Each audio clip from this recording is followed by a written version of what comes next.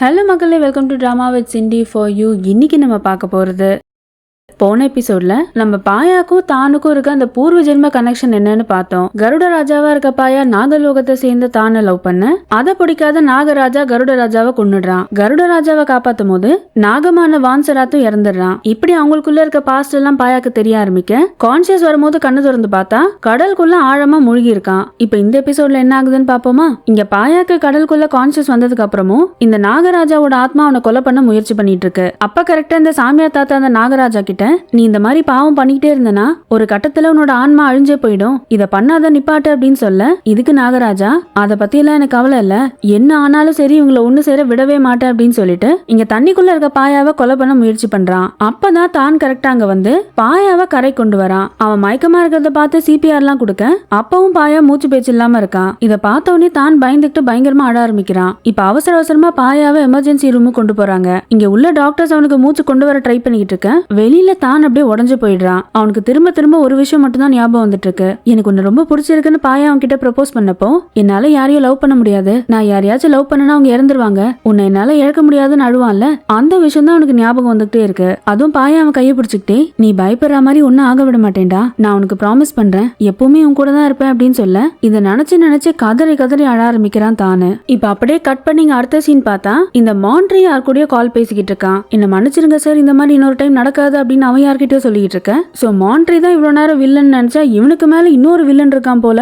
அது யாருன்னு போ பாப்போம் மக்களே. இப்படி அந்த கால் அவன் பேசிட்டு இருக்கானா, அப்ப இங்க காட்டுல தானு கூட ஒருத்தர் சண்டை போட்டான்ல, அவன் நேரா மாண்ட்ரி கிட்ட வரான். அவன் வந்த உடனே மாண்ட்ரி கோவம் வந்துட்டு துப்பாக்கி எடுத்து அவனை சுடலான்னு போக கோவத்தை கண்ட்ரோல் பண்ணிட்டு அமைதியா அவனை பலார்னு அரைஞ்சிட்டு, ஒரு வேலை கொடுத்தா ஒழுங்கா முடிக்க தெரியாது அவனுக்கு, எந்த பிரச்சனையும் வராதுன்னு தானே சொன்னேன், இப்ப என்னாச்சு பாரு, சரி இந்த வேலையாச்சும் ஒழுங்கா முடிச்சியா இல்லையா அப்படின்னு கேட்க, என்ன மன்னிச்சிருங்க பாஸ், இன்னொரு டைம் இந்த மாதிரி நடக்காது, இந்த டைம் கண்டிப்பா என் ஃபேஸை யாருமே பார்க்கல அப்படின்னு சொல்ல, இந்த மாண்ட்ரி கோமா, உன்னை சாகடிச்சு பல வருஷம் ஆகுது, ஆனா இன்னமும் என்னால நிம்மதியா இருக்க முடியல, நீ போனதுக்கு அப்புறம் உன் பையன் வந்து எனக்கு பிரச்சனை கொடுக்கறான், இப்படி தானோட அப்பாவை பத்தி மாண்ட்ரி பேசுறான். சோ அப்படியே இப்ப பிளாஷ்பேக் மூவ் ஆகும். இப்ப தானோட சின்ன வயசுல நடந்த சில விஷயத்த காட்டுறாங்க. தானோட அப்பா போலீஸ் டிபார்ட்மெண்ட்ல வேலை பண்றாரு. இந்த மாண்ட்ரி நடத்துற இல்லீகல் விஷயத்துக்கு எதிரா சில முக்கியமான ஆதாரம் தானோட அப்பா கையில கிடைச்சிருக்கு. அதை சப்மிட் பண்ணா கண்டிப்பா மாண்ட்ரி அரெஸ்ட் பண்ணிடலாம் தெரிய, இதை அவரோட ஹையர் அபிஷியல் கிட்ட இன்ஃபார்ம் பண்றாரு. நீ உடனே அந்த எவிடன்ஸ் எல்லாம் எடுத்துட்டு வந்து சப்மிட் பண்ணு அப்படின்னு அவரும் சொல்ல, இதுக்கு தானோட அப்பா, அதுக்கு முன்னாடி என்னோட வைஃபையும் குழந்தையும் நான் ஊருக்கு கொண்டு போய் விட்டுட்டு வந்துடுறேன், என் கூட இருக்கிறது அவங்களுக்கு அவ்வளவு பாதுகாப்பா இருக்காது அப்படின்னு சொல்லிட்டு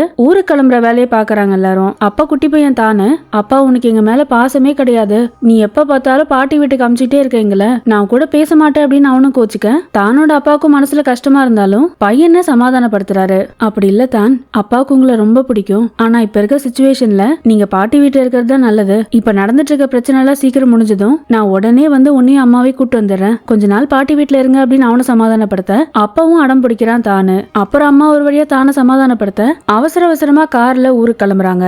அப்படி போயிட்டு இருக்கும் போதுதான் ஒரு டேங்கர் லாரி வேகமா வந்து இந்த காரை இடிச்சிருது. இடிச்ச வேகத்துல ஸ்பாட்லயே தானோட அப்பா அம்மா இறந்துடுறாங்க. தானுக்கு பயங்கரமான அடி, ஆனா குழந்தைக்கு கொஞ்சம் கான்சியஸ் இருக்கு. அப்ப லேசா இவன் கண்ணு திறக்கும் போதுதான் இந்த லாரியில வந்து இடிச்சான்ல, அவன் இறங்கி வந்து தானோட அப்பா அம்மா இறந்துட்டாங்களான்னு கன்ஃபார்ம் பண்றான். அப்படி அவன் கையை வச்சு மூச்சு இருக்கான்னு பார்க்கும் போதுதான் அந்த டிரைவர் கையில இருக்க அந்த டாட்டூவை பாத்துருவான். அதை பார்த்துட்டு அப்படியே மயக்கம் போடுற, தானும் செத்துட்டானான்னு பார்க்க வர்றதுக்குள்ள இந்த ஆக்சிடென்ட்டை பார்த்து அங்க லோக்கல்ல இருக்க மக்கள் எல்லாம் ஓடி வந்துடுறாங்க.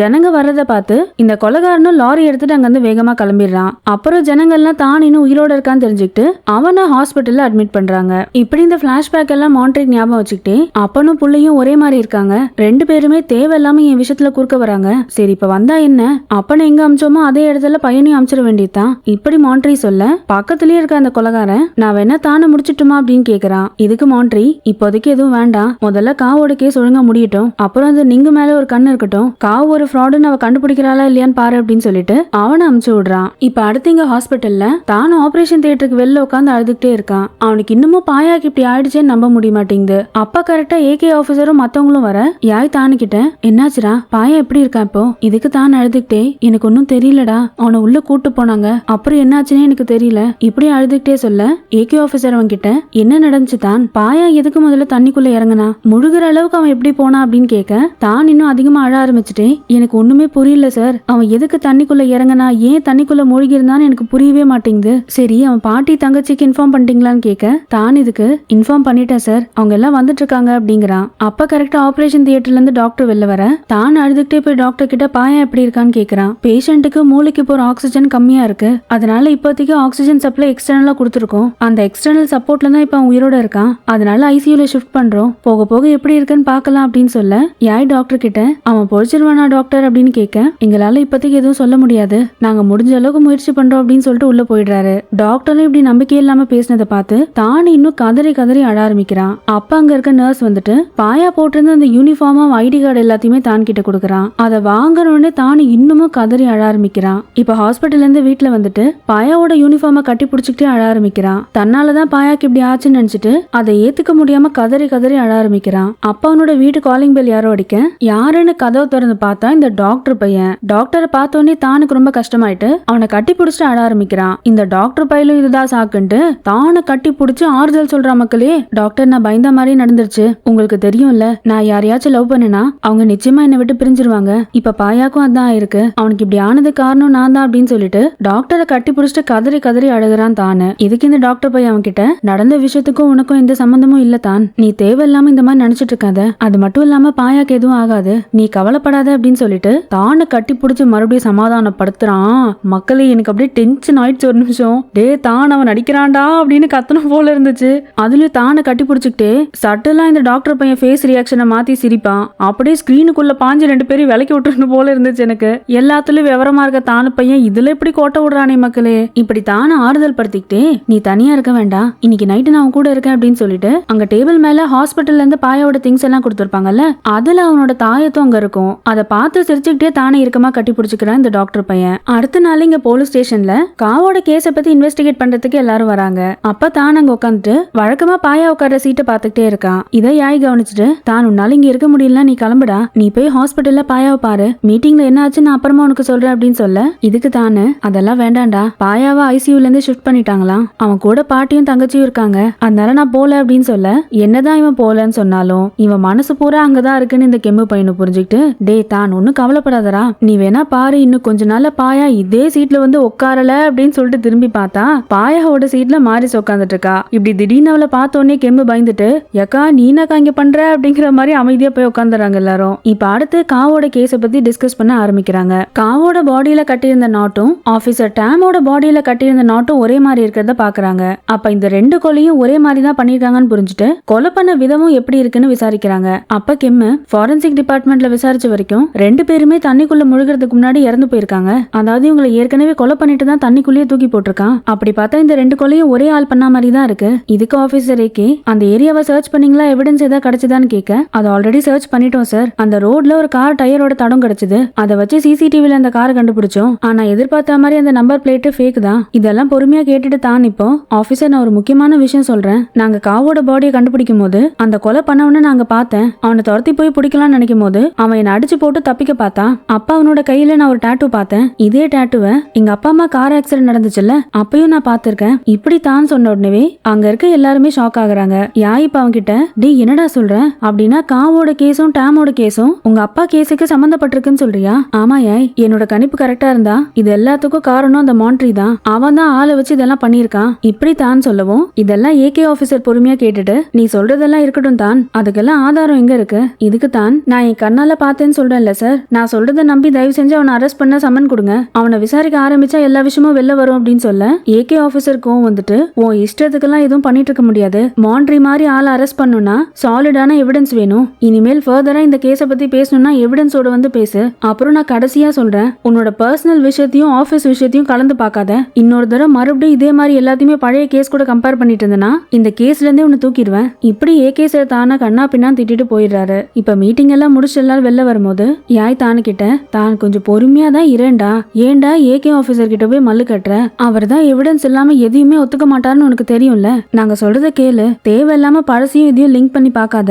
இப்படி எல்லாருமே தானுக்கு அட்வைஸ் பண்ண தானுக்கு கடுப்பாயிட்டு ஏண்டா அப்ப நீங்களும் நான் சொல்றத நம்பலையா, இப்ப என்ன உங்க எல்லாருக்கும் எவிடன்ஸ் தானே வேணும், அதோட வரேன் அப்படின்னு சொல்லிட்டு நேரா சிங்க போய் பாக்குறா. வந்துட்டான். அவன் யாருக்கும் தெரியாம தான் அப்பாவோட கேஸ் டீடைல்ஸ் எல்லாமே கொண்டு வந்து தரான். அந்த கேஸை யாரு ஹேண்டில் பண்ணாங்க, என்ன நடந்துச்சு எல்லாமே அதுல இருக்க. தானும் அந்த டீடைல்ஸ் வாங்கிட்டு கிளம்பும் போது சிங்கம் கையை பிடிச்சிட்டு, தான் இது எனக்கு சொல்லலாமா வேணாமான்னு தெரியலடா, ஆனா என்னமோ இந்த கேஸ் எனக்கு சரியா படல, நம்ம நினைக்கிற மாதிரி இது ஒன்னும் சாதாரண கேஸ்ன்னு எனக்கு தோணலடா இப்படி சிங்கம் சொல்லவும் தான் ஒரு மாதிரி கன்ஃபியூஸ் ஆகுறான். என்னடா சொல்ற, என்ன ஆச்சு இப்போ? தான் நான் சொல்றத பொறுமையா கேளு. நம்ம ஏகே ஆபீசருக்கு ஒரு போலீஸ் இன்ஸ்பெக்டர் அண்ணன் இருந்திருக்காருடா. அவர் வேற யாரும் இல்ல, உங்க அப்பாவோட ரைட் ஹேண்டட். அவர் தான் மாண்ட்ரி கேஸ ஹேண்டிலும் பண்ணது. இப்படி சிங்கு சொன்ன உடனே தானுக்கும் ஷாக் ஆகுது. இதெல்லாம் கொஞ்சம் தள்ளி இருந்து யாயி பேபி கெம் எல்லாரும் கேட்டுக்கிட்ட வர, டே என்னடா சொல்ற, ஏகே சாரோட அண்ணனும் தானோட அப்பாவுக்கும் சம்பந்தம் இருக்கா? ஐயோ ஆமாண்டா, இங்க பாரு அப்படின்னு சொல்லிட்டு ஒரு போட்டோ ஒண்ணு காட்டுறான். அதுல தானோட அப்பா நிக்க, அவருக்கு பக்கத்துல ஒரு குட்டி பையன் ஒரு ஆபீசரோட போட்டோ வச்சுக்கிட்டு நிக்கிறான். சோ அந்த சின்ன பையன் தான் ஏகே ஆபீசர். அவன் கையில புடிச்சிட்டு இருக்க போட்டோ இறந்து போன ஏகே ஆபீசரோட அண்ணன் போட்டோ அது. இத பாத்துட்டு கெம்மு, ஆமாண்டா நானும் இந்த ஆபீசரை பத்தி கேள்விப்பட்டிருக்கேன். அவர் டியூட்டில இருக்கும் போது லஞ்சம் வாங்கினதுக்காக தற்கொலை பண்ணி இறந்துட்டாருன்னு கேள்விப்பட்டேன். அந்த தற்கொலை கேஸ ஹேண்டில் பண்ணதும் தானோட அப்பா தான்டா. ஆனா எனக்கு ஒரு விஷயம் என்ன புரியலனா, ஏகே ஆபீசருக்கு தானோட அப்பா தெரிஞ்சிருக்குன்னு இவ்ளோ நாளா அவர் சொல்லவே இல்ல பாரு. அவர் ஏன்டா இதை மறைக்கணும்? இப்படி இவங்க எல்லாருமே யோசிக்க ஆரம்பிக்கிறாங்க. இப்ப அடுத்து அப்படியே இங்க ஏகே ஆபீசரை காட்ட, அவர் கண்ணெல்லாம் கலங்கிக்கிட்டே அவரோட வாலெட்ல இருந்து ஒரு போட்டோ எடுத்து பாத்துக்கிட்டே இருக்காரு. அப்படியே பிளாஷ்பேக் உள்ள போறோம். ஏகே ஆபீசரோட இறந்து போன அண்ணனுக்கு கடைசி மரியாதை எல்லாம் பண்ணிட்டு இருக்காங்க. அங்க தானோட அப்பா அம்மாவும் இருக்க. தான் அப்பா சின்ன வயசு ஏகே கிட்ட, நீ எதுக்கும் கவலைப்படாத, நீ என் கூட வந்துரு அப்படின்னு சொல்றாரு. இதுக்கு ஏகே, அதெல்லாம் பரவாயில்ல அங்கிள், நீங்க எனக்கு எவ்வளவோ பண்ணிருக்கீங்க, நான் பாத்துக்கிறேன் அப்படின்னு சொல்ல தான் அப்பா மறுபடியும் விடாம கம்பல் பண்றாரு. ஆனா ஏகேவும் ரொம்ப ஸ்ட்ராங்கா, நான் உங்களுக்கு பாரமா இருக்க விரும்பல அங்கிள், என்ன நான் பாத்துக்கிறேன் அப்படின்னு சொல்ல தானோட அப்பாவும் அவனை புரிஞ்சுக்கிட்டு, சரிப்பா நீ படிப்பை பத்தி கவலைப்படாத, அது எல்லாமே நான் பாத்துக்கிறேன், எனக்கு நீ வேற தான் வேற கிடையாது, ரெண்டு பேருமே என் பசங்க தான், அதனால நீ எப்பவுமே எங்களை குடும்பமா நினைச்சுக்கோ அப்படின்னு சொல்ல இந்த சின்ன பையன் ஏகேவும் தனியா தங்க ஆரம்பிக்கிறான். இப்படி நடந்த விஷயத்த ஆபீசர் ஏகே நினைச்சுக்கிட்டு அந்த போட்டோவை பார்க்க தன்னை அறியாம அழ ஆரம்பிச்சிடுறாரு. கொஞ்ச நேரத்துல அந்த அழுகு அப்படியே கோவமா மாறி அங்க டேபிள் மேல இருக்க சில ஃபைல் எல்லாம் பார்க்க ஆரம்பிக்கிறாரு. அதை பார்த்துட்டு உடனே யாருக்கோ கால் பண்ணி, நீ கானை வாட்ச் பண்ணிட்டு தானே இருக்க அப்படின்னு கேக்குறாரு. இந்த பக்கம் போன்ல பேசிட்டு இருக்கவனோட ஃபேஸ காட்டல. இப்படி ஏகே ஆபீசர் கேட்டதும் அந்த ஆளு, நான் கான் கூட தான் சார் இருக்கேன், நான் அரெஸ்ட் பண்ணிட்டுமா அவனை அப்படின்னு கேட்க, அதெல்லாம் வேண்டாம், இப்ப அவனை அரெஸ்ட் பண்றது முக்கியம் இல்ல, இந்த பெரிய கேஸை நம்ம உடைச்சாகணும், அவனை ஜாக்கிரதையா பாத்துக்கோ, ஆனா இந்த டைம் ரொம்ப கவனமா இரு, ஏன்னா நம்ம டீம்ல இருந்தே கானை தேடி வந்து இன்வெஸ்டிகேட் பண்ணுவாங்க, வெளியில யாருக்கும் தெரியாம பாத்துக்கோ அப்படின்னு சொல்ல அந்த போன்ல பேசுறவனும் ஓகேங்கிறான். மக்களே எனக்கு என்னமோ இந்த போன்ல பேசுறவன் யாரா இருக்குன்னு தோணுது தெரியுமா? நம்ம ஃபர்ஸ்ட் எபிசோட்ல இந்த போலீஸ் ட்ரைனிங்லாம் நடக்கும் போது பாயா கூட எப்ப பார்த்தாலும் ஒருத்தர் சண்டை போட்டுக்கிட்டே இருப்பான் தெரியுமா? கடைசியில கூட அவனுக்கு இன்ஜுரி ஆயிட்டு அங்க இருந்து போயிட்டானே, எனக்கு என்னமோ இவன் அவன் தான் தோணுது. ஞாபகம் இருக்கா மக்களே நான் யார சொல்றேன்ட்டு? ஒருவேளை இதெல்லாம் இந்த ஏகே சாரோட பிளான்னு நினைக்கிறேன். நீங்க என்ன மக்களே நினைக்கிறீங்க? காமெண்ட் செக்ஷன்ல சொல்லுங்க. இப்ப அடுத்து இங்க ஹாஸ்பிட்டல்ல பாயாவை காட்டுறாங்க. ஐசியூல இருந்து ஜெனரல் ரூமுக்கு ஷிஃப்ட் பண்றாங்க. ஆனா இன்னமும் பாயாக்கு கான்சியஸ் வரல, ஆக்சிஜன்ல தான் வச்சிருக்காங்க. இத பார்த்தோன்னே நீ ரொம்ப கஷ்டப்பட்டு அழ ஆரம்பிக்க, அவ கூடவே டாவும் இருக்கா. டாவ், நான் பாட்டிக்கு என்ன சொல்லுவேன், பாயாவை இந்த மாதிரி அவங்க பார்க்கவே முடியாது, அவங்க நிஜமா உடஞ்சிருவாங்க, அதை நினைச்சாலே எனக்கு பயமா இருக்கு அப்படின்னு சொல்லிட்டு கதறி அழ ஆரம்பிக்கிறா. நீ டாவும் அவளை சமாதானப்படுத்திட்டு, நீ அழுத எப்படி, நீ தைரியமா இருந்தா தானே பாட்டியும் தைரியமா இருப்பாங்க, அவங்க முன்னாடி மட்டும் இந்த மாதிரி உடஞ்சு போய் அழுதுறாத, ஸ்ட்ராங்கா இரு, உனக்கு அழணும்னு தோணுச்சுன்னா என் தோல்ல வந்து சாஞ்சு அழு, அவங்க முன்னாடி தெரியாம பாத்துக்கோ அப்படின்னு சொல்ல நீ டாவ் தோல் மேல சாஞ்சு பயங்கரமா அழ ஆரம்பிக்கிறா. அப்ப கரெக்டா தானும் மத்த பசங்களும் உள்ள வர பாயா இருக்க நிலைமைய பார்த்துட்டு எல்லாருமே உடஞ்சு போயிடுறாங்க. தானுக்கு என்ன சொல்றதுன்னு தெரியாம கண்ணெல்லாம் கலங்க மெதுவா கிட்ட வரா. அப்ப டாவ் கோவத்துல அவன் கிட்ட, நீ அவனை நல்லா பாத்துக்கிறேன்னு தானே சொல்லி கூட்டு போன, இப்ப அவன் எப்படி இருக்கான் பாரு, இதான் நீ பாத்துக்கிற விதமா?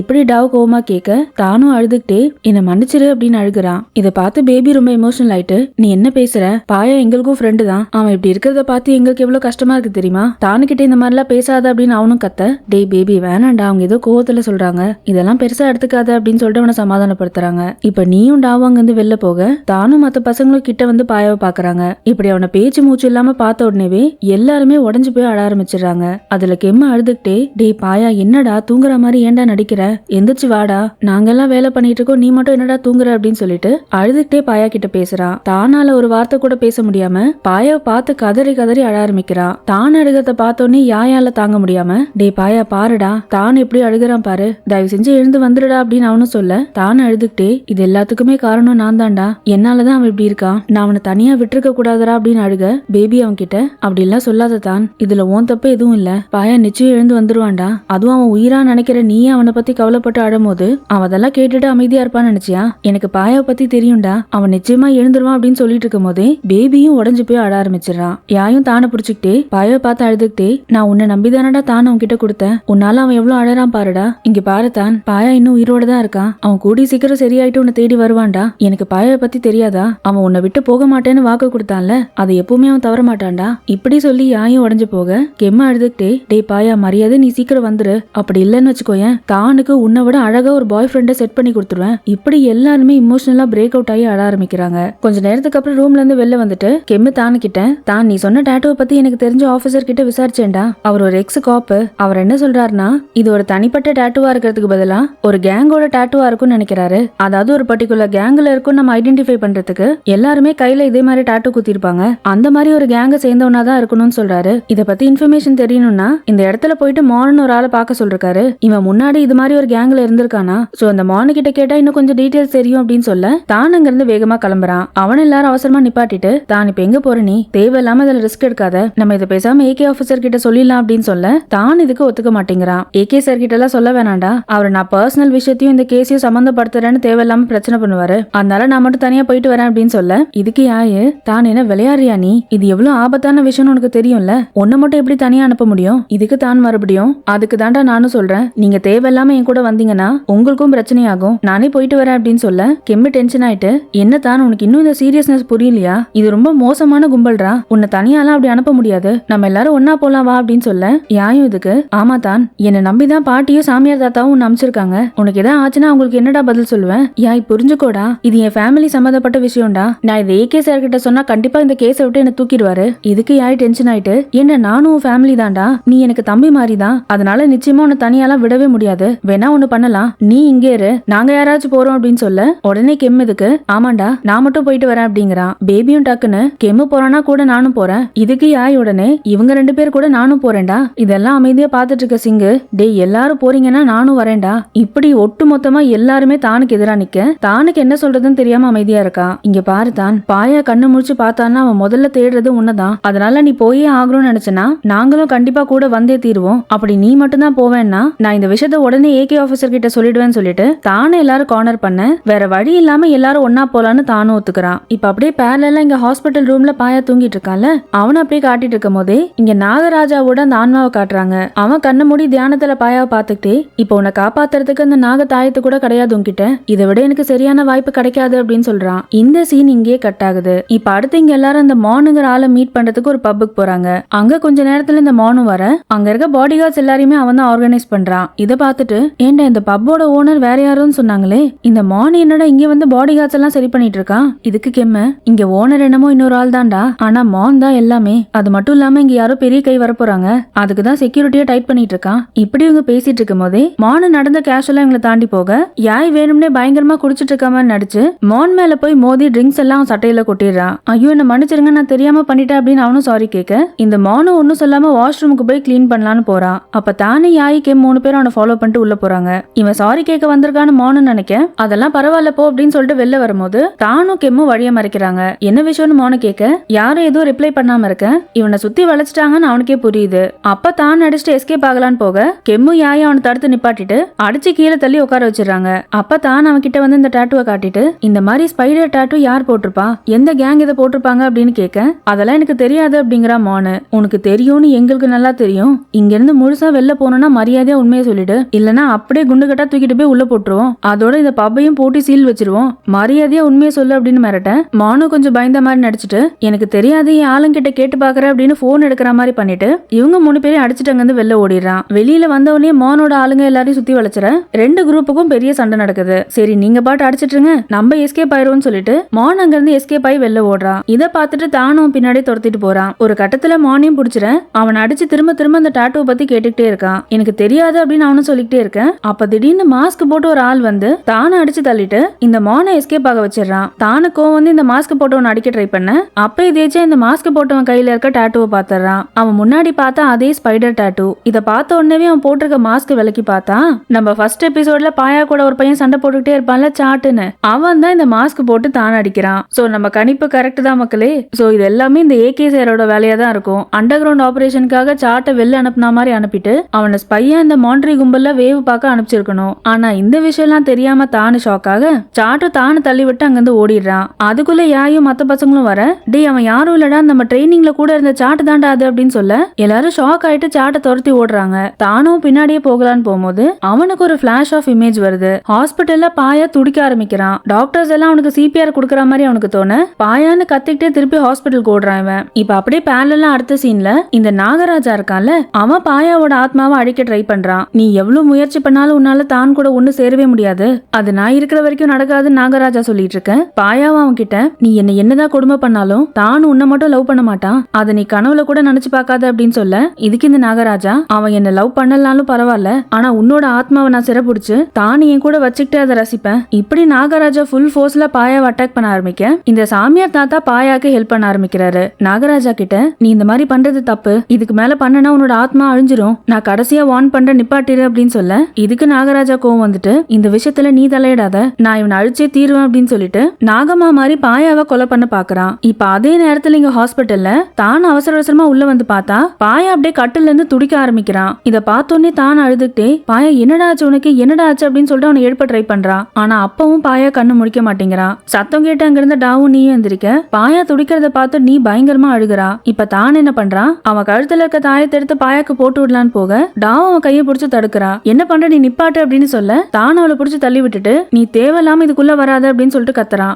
இப்ப தான் அழுதுட்டு இந்த தாயத்தை பாயா கழுத்துல போடுறான். ஆனா அப்பையும் தானு துடிக்கிறத நிப்பாட்ட மாட்டேங்கிறான். இத பார்த்து பார்த்து நீ கதறி கதறி அழ ஆரம்பிக்கிறா. டாவு அவசர அவசரமா வெளில போயிட்டு டாக்டர்ஸ கூட்டு வர அவங்க உள்ள வரதுக்குள்ள இவனோட ஹார்ட் பீட் நின்னு போகுது. இத பார்த்தோன்னே தானு உடஞ்சு கதற ஆரம்பிக்கிறான். இப்ப அதே நேரம் இங்க பேரலா இந்த நாகராஜாக்கும் பாயாவோட ஆத்மாக்கும் சண்டை நடக்குது இல்ல, அதுல இந்த சாமியார் தாத்தா போராடி பாயாவை ஒரு வழியா காப்பாத்திடுறாரு. அதே எக்ஸாக்ட் மொமெண்ட்ல இங்க ஹாஸ்பிட்டல்ல டாக்டர்ஸ் அவனுக்கு சிபிஆர் கொடுக்க ட்ரை பண்ண கொஞ்ச நேரத்துக்கு அப்புறம் டக்குன்னு பாயாக்கு ஹார்ட் பீட் வருது. பல்ஸும் கொஞ்சம் கொஞ்சமா இன்க்ரீஸ் ஆக தான் அழுதுகிட்டே பாயா கிட்ட போறான். பாயா என்னடா கண்ணு திறந்து பாரு அப்படின்னு சொல்ல, பாயாவும் மெதுவா கண்ணு திறந்து பார்க்க அவன் கண்ணு முன்னாடி தான் இருக்கிறத பாக்குறான். அவனை பார்த்த உடனே பாயாவோட ஃபேஸ்ல ஒரு சட்டலான ஸ்மைல். அப்படியே தானோட கண்ணத்தை பிடிச்சிட்டு அவன் கண்ணீரை தொடச்சு விடுறான். தான் அப்படின்னு அவனை கூப்பிட மறுபடியும் கண்ணு மூடி மயக்கமாயிடுறான். இப்ப அப்படிங்க இந்த நாகராஜாவை காட்ட அவன் கையை கொஞ்சம் கொஞ்சமா அப்படியே கருக ஆரம்பிக்குது. சோ அந்த சாமியார் தாத்தா சொன்ன மாதிரி இவன் மறுபடியும் இந்த மாதிரி வேலை பண்ண பண்ண கொஞ்சம் கொஞ்சமா இந்த நாகராஜாவோட ஆத்மா அழிஞ்சுட்டே இருக்கும் போல. இப்ப அடுத்து இங்க போலீஸ் ஸ்டேஷன்ல பெரிய பஞ்சாயத்து ஆயிருது. இவங்க யாருக்கும் தெரியாம மாண்ட்ரிய போய் பிடிக்க போக அவன் அங்க இருந்து எஸ்கேப் ஆன விஷயம் இது எல்லாமே இப்ப ஏகே ஆபீசருக்கு தெரிஞ்சிருச்சு. மனுஷன் டென்ஷன் ஆகி கத்த ஆரம்பிக்கிறாப்ல.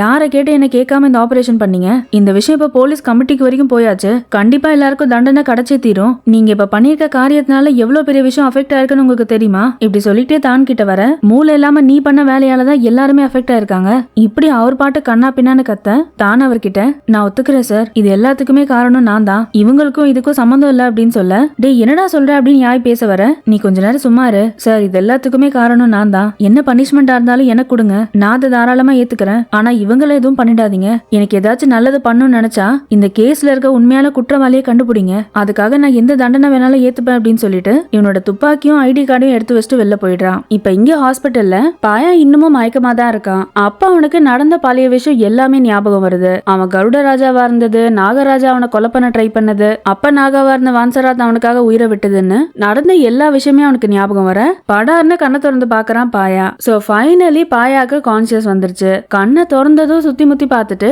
முதல்ல தானே தான் தேடுறான். அவன் அங்க இல்லன்னு தெரிஞ்ச உடனே அவன் கையில போட்டிருக்க அந்த ட்ரிப்ஸ் ஊசி எல்லாம் எடுத்துட்டு தட்டு தடு மாதிரி ஹாஸ்பிட்டல் விட்டு வெளில போறான். இங்க தானோட வீட்டுல அவன் இன்னமும் மாண்ட்ரி கேஸ பத்தியே யோசிச்சுட்டு இருக்கான். அப்ப யாரோ வீடு காலிங் பெல் அடிக்க ஓபன் பண்ணி பார்த்தா பாயா டயர்டா அங்க வந்து நிக்கிறான். தானுக்கு ஒரு நிமிஷம் ஒன்னும் புரியாம, பாயா என்னடா இங்க என்ன பண்ற, நீ இன்னும் ரெக்கவர் ஆகலடா, ஹாஸ்பிட்டல்ல இருக்கணும் அப்படின்னு சொல்ல பாயா ஓடி வந்து தானை கட்டி பிடிச்சுக்கிறான். என்ன மன்னிச்சிரு தான், நான் உன்னை சீக்கிரம் கண்டுபிடிச்சிருக்கணும், நீ யாருன்னு எனக்கு தெரிஞ்சிருக்கணும், அப்ப அவன் கூட உன்னை இருக்கவே விட்டுருக்க மாட்டேன், இனிமேல் நீ எங்கேயுமே போக கூடாது, ஒரு நிமிஷம் கூட என்கிட்ட இருந்து பிரியாம என் கூடவே இருக்கணும், இப்படி தானோட கண்ணத்தை பிடிச்சுக்கிட்டே சொல்ல தானுக்கு இவன் என்ன சொல்றான்னு புரியவும் மாட்டேங்குது. ஆனா பாயா பார்த்த சந்தோஷத்துல வாழ ஆரம்பிக்கிறான். அப்படியே பாயா தானே கிஸ் பண்ண கிஸ்ஸிங் அப்படியே கொஞ்சம் கொஞ்சமா முன்னேறுது மக்களே. ஆனா மிஸ்டர் பாயா, ஹாஸ்பிட்டல்ல உனக்கு அத்தனை ஊசி போட்டாங்க, அத்தனை ட்ரிப்ஸ் போட்டாங்க, அப்பெல்லாம் நீ இவ்வளவு உற்சாகமா இல்லவே இல்லையடா. அவ்வளோ ஏன் மக்களே, தானோட வீட்டு வாசலுக்கு வர்ற வரைக்கும் பையன் கொஞ்சம் நோஞ்சானாதான் இருந்தான். ஆனா தானே கிஸ் பண்ண உடனே எங்க இருந்தரா வந்துச்சு உனக்கு எனர்ஜி. சரி ஓகே, அவன் தான் பல விஷயங்கள் ஞாபகம் வந்து ஒரு மாதிரி ஒரு ஆர்வத்துல வரான்னு வச்சுப்போம். ஏண்டா தானு உனக்கு எங்கடா போச்சு, அவனே கொஞ்சம் டயர்டா இருக்கானே, கொஞ்ச நேரம் அவனை விட்டு வைப்போம், இல்ல பாயா நம்ம அப்புறம் பாத்துக்கலாம், கொஞ்ச நாள் நீ ரெஸ்ட் எடு அப்படின்னு சொல்றானா பாருங்களேன். என்னவோ போங்க. அப்ப இதுல இருந்து என்ன தெரியுது, ஆரம்பத்திலேயே தான் உம்மா கொடுத்துருக்கணும் பாயாக்கு, அப்பவே அவன் கண்ணை முடிச்சிட்டு இருந்திருப்பான். தேவையில்லாம ஹாஸ்பிட்டல் செலவு தான் அதிகமா இருக்கு. சரி எப்படியோ பசங்க ரெண்டு பேரும் ஒரு வழியா ஒண்ணு சேர்ந்துட்டாங்க. இந்த ஒரு விசித்திரமான ஹாப்பி மொமெண்டோட இந்த எபிசோட் முடிக்கிற மக்களே. இந்த எபிசோட் கொஞ்சம் ஷார்ட் தான், ஆனா அடுத்த எபிசோட் கொஞ்சம் பெருசா இருக்கும் தான் நினைக்கிறேன். ஸோ அதெல்லாம் பார்க்க மறக்காம நம்ம சேனலுக்கு சப்ஸ்கிரைப் பண்ணுங்க. இந்த வீடியோ பிடிச்சிருந்தா லைக் பண்ணுங்க. அடுத்த வீடியோல கூடி சீக்கிரம் வந்து பார்க்கறேன். Until then, stay safe, be happy, have love, cheers, bye.